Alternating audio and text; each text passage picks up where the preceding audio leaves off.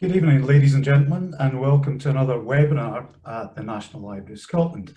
Well, I say at the National Library of Scotland, but of course, due to current restrictions, I'm actually speaking to you from my room, my living room in my flat, which is quite good as I don't think the 500 people who booked for tonight's talk could have fitted in the room. My name is Kenny Redpath, and I'm the events officer at the library.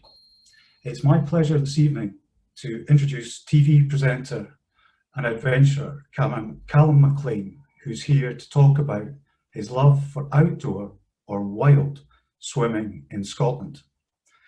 An avid outdoor swimmer, Calum has amassed millions of views for his short films on BBC The Social, where he has explored many of Scotland's hidden swimming gems.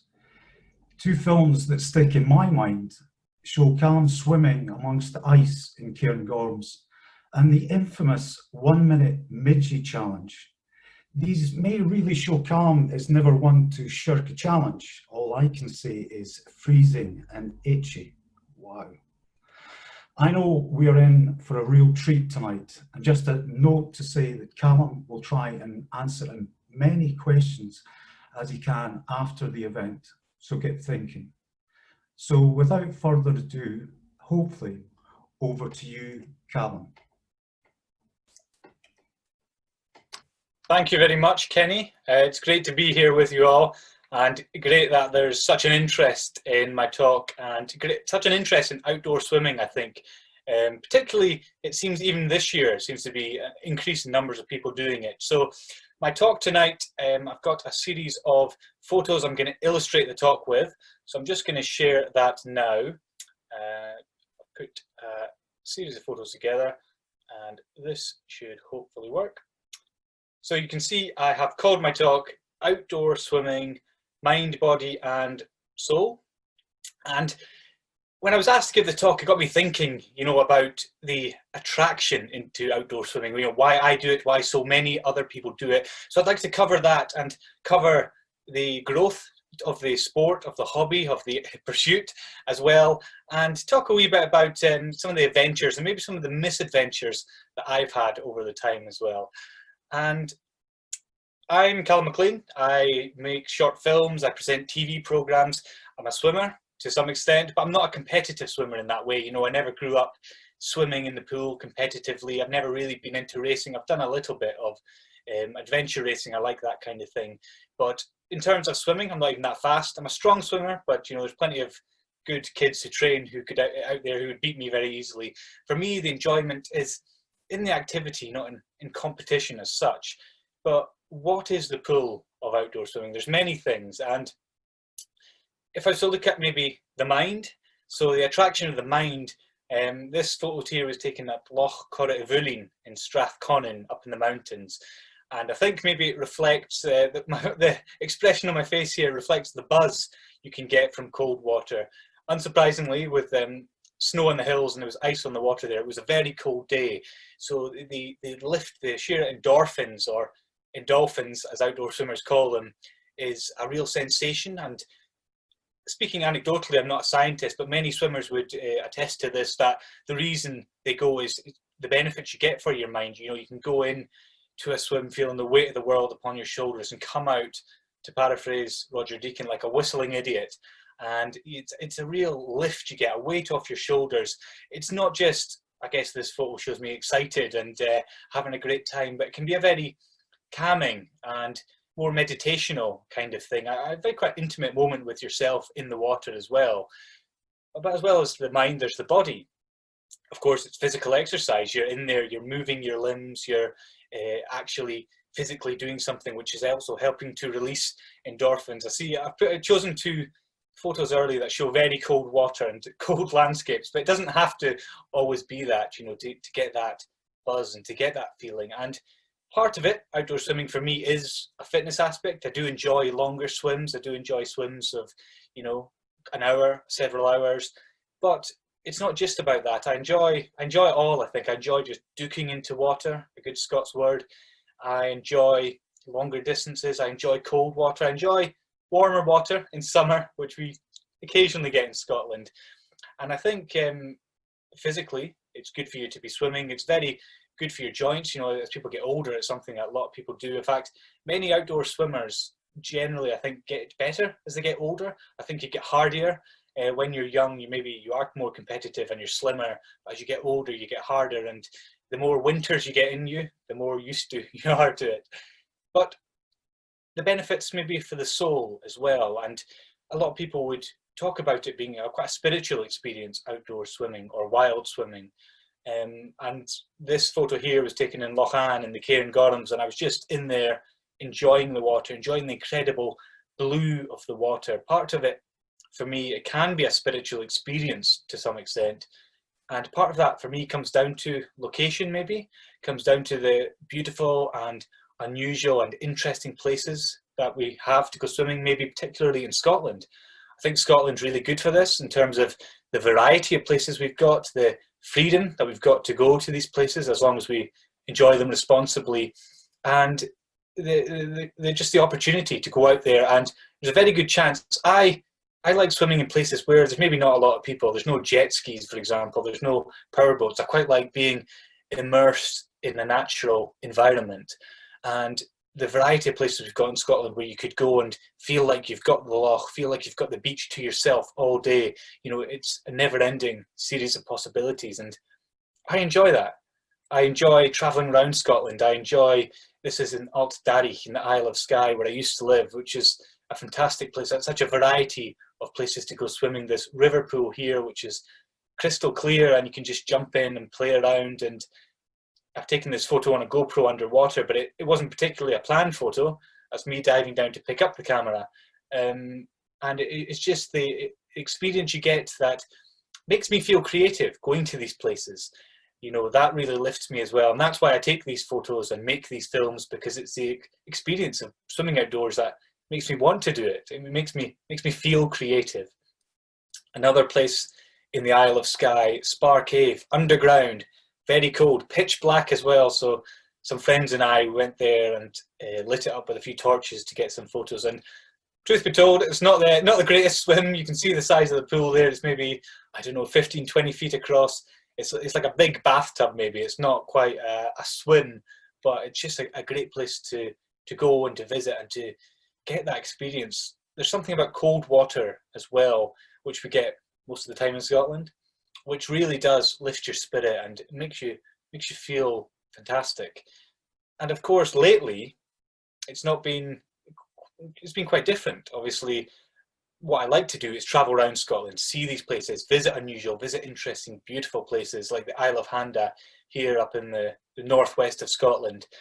But because of lockdown, obviously I've not been able to do that, and a lot of other swimmers I know have not been able to do that either. So it's been quite a frustrating experience, a frustrating time, unless you live, you know, right beside a loch or right beside somewhere where you can go swimming regularly and it's something you've done before. So I was stuck at home. So I took on the challenge of swimming the length of my bathtub here, Loch Ness, the loch of the bathtub here in my bathroom. So trying to think creatively, which is what outdoor swimming makes me do, whilst being stuck at home and not swimming for a couple of months, I think it was in the end. I tried not to think about how many days I hadn't gone swimming for. So it was a frustrating experience at first, and I didn't swim mainly due to safety reasons, you know, and I guess we're all in the same boat, so trying not to encourage people who hadn't been outdoor swimming to start during lockdown. And as it eased a bit, as we got the opportunity to travel more, as we have just lately, it got me thinking, and I live in Inverness, and so it got me thinking about what is on my doorstep. And within 5 miles, I've got Loch Ness, very close to the house, but it was somewhere, you know, where I'd never really swum that much, and I'd swum a fair bit there, but more for training, more for, you know, getting distance in before I go to nicer places, maybe to go swimming, and because it is there. But it got me thinking, but actually, I was very lucky to have this place on my doorstep and to spend more time there, you know, mornings, evenings, because during lockdown, like many other people, lots of my work cleared up, disappeared, and had a lot more free time. And so when I took the opportunity to go to Loch Ness, I really gave it, you know, I had a new appreciation of the place and seeing how the water changed, seeing the colour and the light on the water. I'd spent time, you know, sitting through sunset at Loch Ness, despite a few midges, but you know, I'm used to them now. And it really gave me a new appreciation of the place. So although lockdown was a very frustrating time, and it would be like that for many people, getting that little bit of freedom then made me think slightly differently about where I was and appreciate the freedom that I had before and never take it for granted. You know, now I'm getting the opportunity to get back into the mountains a little bit more, to never take that for granted, I think. And one place Kenny referenced, I really like to go swimming, is up in the mountains, and this is Loch Corrit and Lochan up in the Cairngorms. There's quite a few lochs with the exact same name in Scotland, but this one is on Bray Rioch, and it's almost 1,000 metres up. So I'm pretty sure it's the highest loch in Scotland in the whole of the UK. One of the highest bodies of water. There's a couple higher, but I think they're not quite big enough to swim. But this was one April a few years ago, and I'd been wanting to swim in ice all winter, but it was a pretty warm winter, so it was quite hard to find ice. And a friend of mine had gone up, and she'd been swimming in there just a couple of weeks beforehand, and I saw the photos and I said, wow, I've got to go up there, I've got to go and see what it's like, I've got to go and, you know, maybe go for a swim. And I went up there, I camped overnight right beside the loch itself. There's maybe space for one tent amongst all the boulders that line the place. You're in a proper mountain environment there, but going up to it, there'd been no snow on the ground, it was relatively warm, and when I got there, it was like a different world with the huge slabs of ice still holding on the loch. The loch there, in a cold year, it can hold ice for at least 6-7 months, possibly longer. There's currently no ice on the loch. I've got a friend who was up swimming there the other week, and she was taking photos. It's still very cold, and the safety of swimming in a very cold environment is something I'm going to talk about as well. But I'd gone there, I decided to make a film, and so that's what I did. I made a short film for BBC The Social, swimming under the ice, swimming under these huge big slabs of ice. They were not particularly thick, they were maybe 5 or 6 inches thick, so you could stand on them safely on the thickest pieces. But swimming under them was quite an experience, and something that I hadn't quite done before, and I'd set myself the challenge.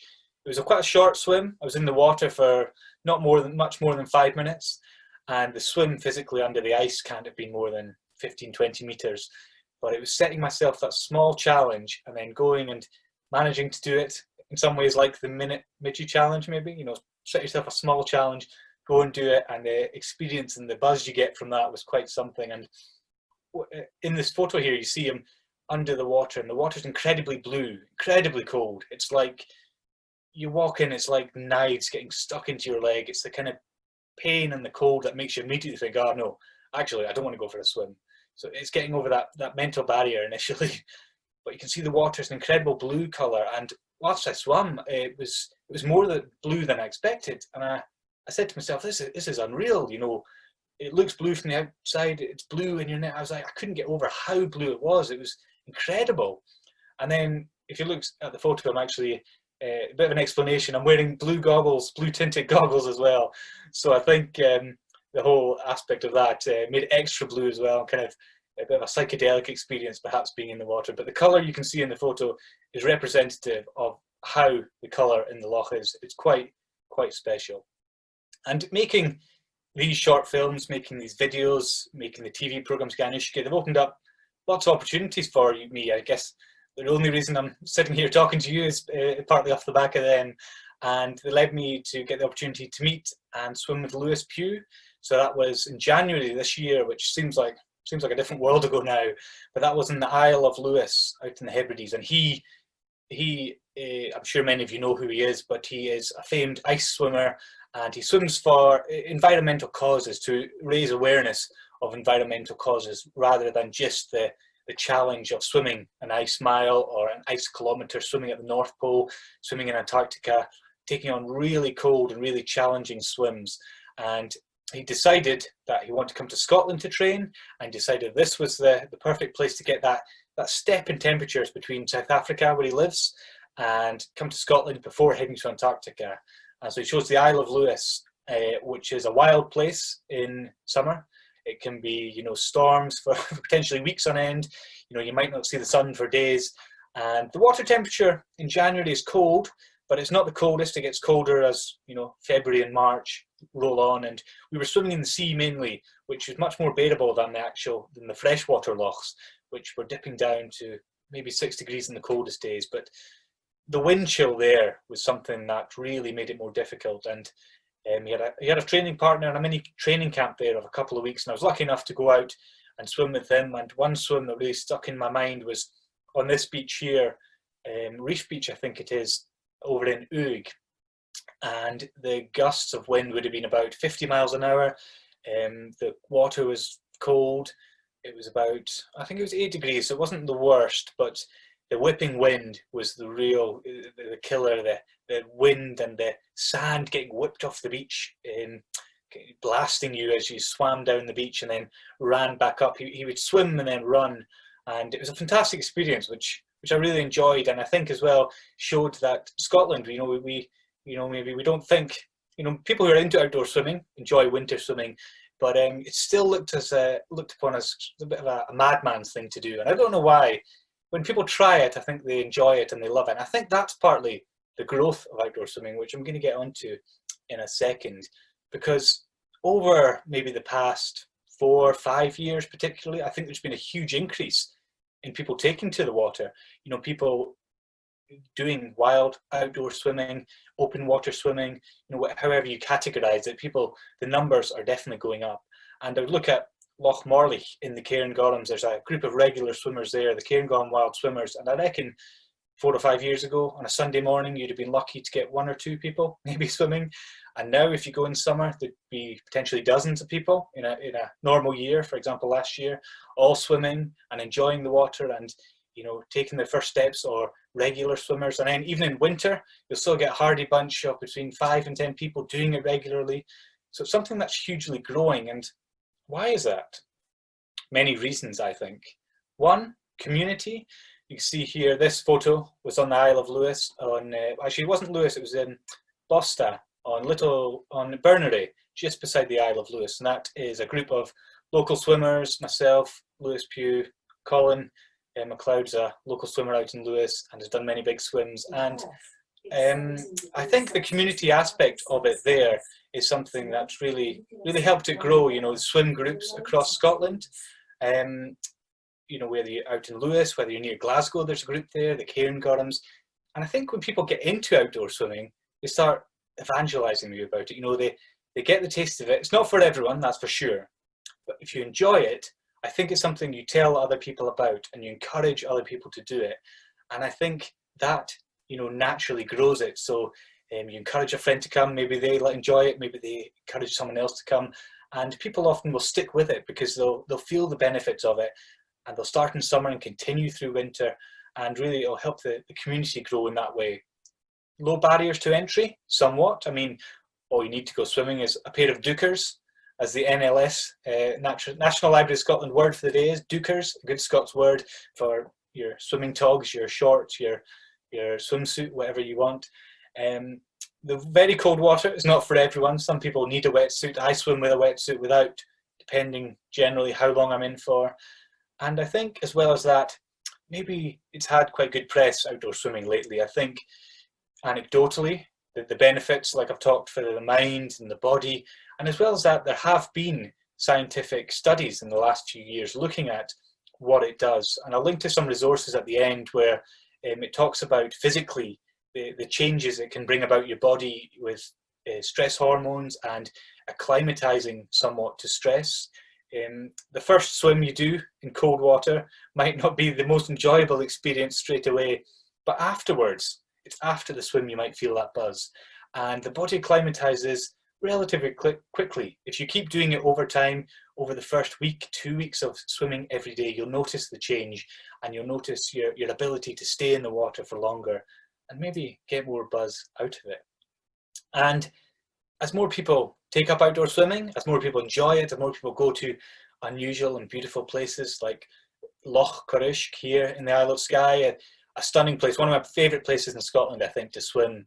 You've got mountains ringing the loch, but it's actually almost at sea level, and so it's not so cold then. It's still cold in winter, and it's got these incredible islands you can swim to and dive off. They're shaped almost like submarines in the water. And safety is something that I think the more people get into outdoor swimming is something I'm keen to promote, that people take it up, but maybe take it up safely and know what to do. And I've made plenty of mistakes in the past myself when it comes to outdoor swimming and what not to do. And I guess a rough guide for people would be to not to dive in literally and metaphorically. Don't jump in the deep end straight away. Build up to what your body is used to, what your body can do. If you can find a group of outdoor swimmers, fantastic. There's no better way to learn than from people who have experience. If you're going for a swim at a beach or a loch or somewhere, try and know the place to some extent. So know where you're getting in the water, where you're getting out, how you'll get in and out. So that can be something where if it's a place that requires you to go into deep water straight away, make sure you've got a way to get out of that water quite easily as well. And how long can you stay in the water for? Knowing your own ability, I guess that's something that comes over time, particularly now in Scotland. The water starting to get a little bit warmer. I wouldn't say it's warm yet, but starting to get warmer. And towards the end of summer it feels warmer, but then towards the end of the year it can really change, and it's quite a different experience swimming in summer and winter. And being warm before you get in the water and before you get out of the water, after you get out of the water, is also key as well. So never going for a swim whilst being cold, I think, is key. And once you get out, get warm, get dry, get some sugar in you if you can, and warm yourself from the inside out. So I like to move, I like to walk, I like to do exercise, or have a hot drink. Some way of warming yourself from the inside out, not going straight away into a hot shower from a cold swim. That can be something that causes issues and difficulties. So warm yourself up gradually as you do it. And I mentioned there the word of the day, dookers, a Scots word meaning your swim togs, whatever you wear to go swimming. And I've got a little tale maybe about to remember your dookers in future, because like many other people, I enjoy a wee skinny dip when it's a quiet place, when I've got the place to myself.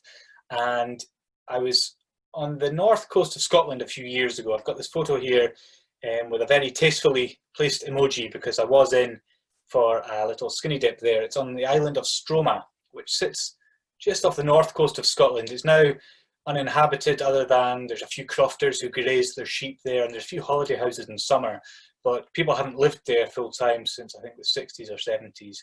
And there's a whole series of abandoned houses which are fascinating. It's a great place to visit. A few years ago I was there, and I was there with my girlfriend and a few friends. We were walking around the island, we'd all split up, and I came to this harbour on the east coast, and I said, right, I'm going to go for a swim. There's no one around, I'm not going to wear anything. So I just went straight in, and it was a horrible entry, the horrible stones which made it very hard to walk on. So I was waving and shaking all over the place. I've got quite soft feet, I think. I don't know, I find it hard to walk on hard stones. Anyway, I went in, enjoyed my swim in this little sheltered harbour. It was quite a safe swim, and I was stumbling back out. It took me maybe a minute or two to walk out of the water, and steaming up the coast, as you can see behind me in the photo there, came a whale spotting cruise heading right up the Pentland Firth towards Orkney.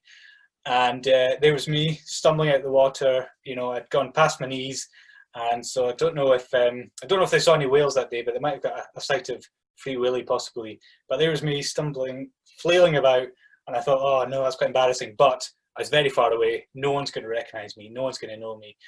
And I made a little video of the day, not of the swim, of some of the abandoned houses, and put it online. And quite a lot of people locally to the area who had families maybe enjoyed the film and shared it. And then I use social media a lot, I guess, and use it for work partly. And it was about a year later that after I put that video, I got a message from a woman on Facebook, and she'd followed my Facebook page. She said, oh, I remember seeing that video of Stroma you put up last June. You didn't happen to go for a swim that day? I said, yeah, well, I did actually. I went for a swim. She said, because I was on this whale spotting cruise, and I took a photo. And you can see there, again, tastefully emoji covered up, with a telephoto lens. She'd been on the boat and taken a photo of almost the exact same moment that there was me stumbling out the water. And you can see, if I'm just going to flip back, you can see that there's a seagull above me and a duck just in the distance at the end of the harbour. And comparing the two photos is probably taken a couple of seconds apart. So a bit of a cautionary tale there for people maybe who use social media. And in this day and age of everyone having a camera and cameras being everywhere, you can never be safe possibly when you're going for a skinny dip. So bear that in mind the next time you're going for a skinny dip, unless you are someone that enjoys people watching you do that. And just to finish up there, I think I've got a couple of resources and links. So if you're interested in outdoor swimming, if you're getting into it more, there's a great resource, the Outdoor Swimming Society website and a Facebook group as well, which is an organisation which I guess aims to encourage people to do outdoor swimming, to do it safely, to inspire people to do it, to teach people about it. So it looks at outdoor swimming from all different levels in terms of how to start, more challenging swims, profiles of people, where to do it, why to do it. So I'd say for anyone interested in outdoor swimming, anyone just getting started, to go there. That's a great resource to get started, answer lots of your questions maybe to start off with. And maybe if you want some inspiration on where to go swimming in Scotland, on the varieties of swims we've got in Scotland, you can check out the Januszka on the BBC Alapa, on the BBC iPlayer, on BBC Alapa. We plug for my own programme there. So it's in Scottish Gaelic. So I'm a native Scottish Gaelic speaker. I grew up speaking it. And so for me, it's just natural to use it. And it's subtitled there. So hopefully it can give you some ideas on places you'd like to go swimming. Maybe you'll go swimming in future. And hopefully give you a little bit of inspiration and encouragement and a little bit of knowledge as well, but it's all done in a very light-hearted and tongue-in-cheek way.